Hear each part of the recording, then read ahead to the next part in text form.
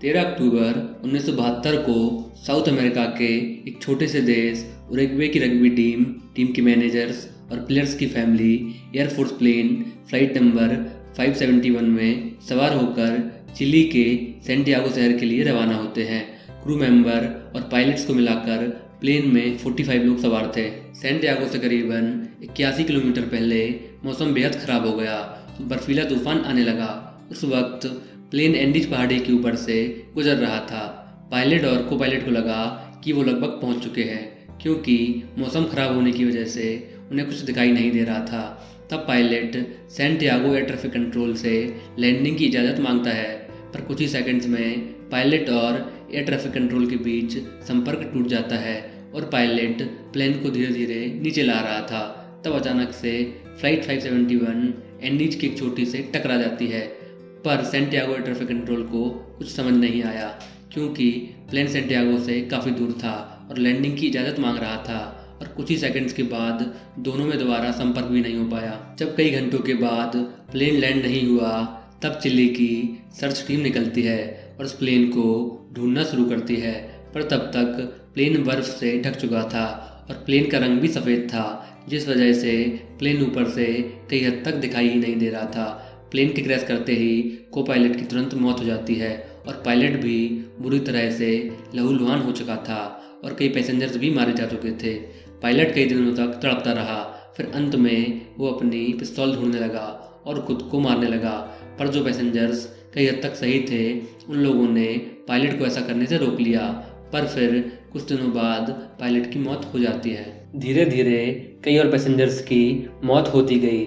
इस वक्त तक प्लेन में 25 पैसेंजर्स ही जिंदा बचे थे, पर धीरे धीरे खाना खत्म हो रहा था। उधर सैंटियागो की सर्च टीम ने 10 दिनों तक प्लेन को ढूंढने की कोशिश की, पर कुछ न पता चलने पर चिली की सरकार ने फैसला किया कि अब इस सर्च ऑपरेशन को बंद किया जाएगा और जब गर्मियों में बर्फ़ कम होगी तब मलबे को ढूंढा जाएगा, क्योंकि चिली की सरकार को ये भरोसा हो गया था कि प्लेन में सवार सभी पैसेंजर्स की अब तक मौत हो चुकी होगी।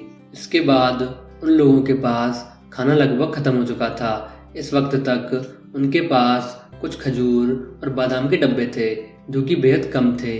सभी पैसेंजर्स एक खजूर को दिन में 3 टुकड़े करके 3 बार खाता था। कुछ दिनों के बाद एक भयानक तूफान आता है, जिसमें कई और पैसेंजर्स की जान चली जाती है। इस वक्त तक सिर्फ 20 पैसेंजर्स ही जिंदा बचे थे और अब खाना एकदम ख़त्म हो चुका था।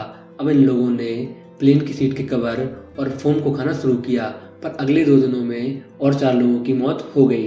कवर और फोम को खाने से पैसेंजर्स बुरी तरह से बीमार पड़ गए। एंडीज पहाड़ी पर न तो कोई पेड़ पौधे थे और न ही कोई जानवर जिसे ये लोग मारकर खा सके। अब तक इस हादसे को 60 दिन हो चुके थे और अब सिर्फ 16 पैसेंजर्स ही जिंदा बचे थे और इस समय खाने को कुछ भी नहीं बचा था। 16 में से कुछ लोगों ने फैसला किया कि जो पैसेंजर्स मर चुके हैं अब उनके ही मांस को खाकर गुजारा करेंगे, पर उनमें से कुछ पैसेंजर्स इस बात को लेकर राजी नहीं हुए, क्योंकि वो एक दूसरे के दोस्त और जान पहचान के थे और इसके अलावा वो किसी इंसान का मांस कैसे खा सकते हैं। पर जब अंत में खाने को कुछ भी नहीं मिला, तब सारे पैसेंजर्स इस बात के लिए राजी हो गए। तभी सबने ये भी तय किया कि अगर मेरी मौत हो जाए तो तुम सभी मेरा भी मांस खा सकते हो। ठंड इतनी ज़्यादा थी कि सारी लाशें एकदम सही थी। इसी तरह से कई और दिन बीत गए और ये पैसेंजर्स अपने ही लोगों का मांस खाकर जैसे तैसे जिंदा बचे। सभी पैसेंजर बहुत ज़्यादा निराश हो चुके थे और सभी को अपनी मौत भी नज़र आने लगी थी। तब रग्बी टीम के प्लेयर नैंडो पेरेडो और रॉबर्ट कैनेसा ने तय किया कि वो दोनों अब पहाड़ी से नीचे उतरकर मदद के लिए जाएंगे, पर उन दोनों के पास ट्रैकिंग का साधन नहीं था, ना ही उनके पास बड़े बड़े बूट्स थे और ना ही ट्रैकिंग स्टिक्स थी। तब सबने मिलकर प्लेन के मलबे से ट्रैकिंग स्टिक और सीट कवर फोम से जैकेट और शूज़ बनाए। फिर इन दोनों ने पहाड़ी की चढ़ाई शुरू की और 10 दिनों में 60 से 70 किलोमीटर की दूरी तय की, पर इस समय तक नैंडो और रॉबर्ट का शरीर जवाब देने लगा था। फिर तभी दोनों लोगों को कुछ पेड़ दिखाई दिए। फिर दोनों में जज्बा उठा और आगे बढ़े। थोड़ा आगे जाकर इन दोनों ने एक गाय देखी। तब इन दोनों को यकीन हो गया कि यहाँ लोग रहते हैं। फिर दोनों को एक नदी दिखी। दोनों बहुत ज़्यादा थक चुके थे तो उसी नदी के किनारे जाकर लेट गए। पर अचानक से नैंडो को नदी के पार कुछ लोग दिखाई दिए और फिर दोनों जोर जोर से चिल्लाने लगे। उन लोगों ने इन दोनों को देख लिया था, पर इस वक्त तक सूरज डूब चुका था, जिस वजह से वो लोग उस वक्त उनके पास नहीं आ पाए। अगले दिन वो लोग नदी पार करके इन दोनों के पास आते हैं। तब ये दोनों उन लोगों को बताते हैं कि उरुग्वे का जो रग्बी टीम का प्लेन क्रैश हुआ था, हम वही हैं और बाकी बचे हुए लोग ऊपर पहाड़ी पर फंसे हुए हैं। तब गांव वाले लोग पुलिस को खबर देते हैं और फिर रेस्क्यू टीम लाकर बाकी 14 लोगों को ढूंढते हैं और इन दोनों को हॉस्पिटल में भर्ती करा देते हैं, क्योंकि इन दोनों की हालत बहुत ख़राब हो चुकी थी।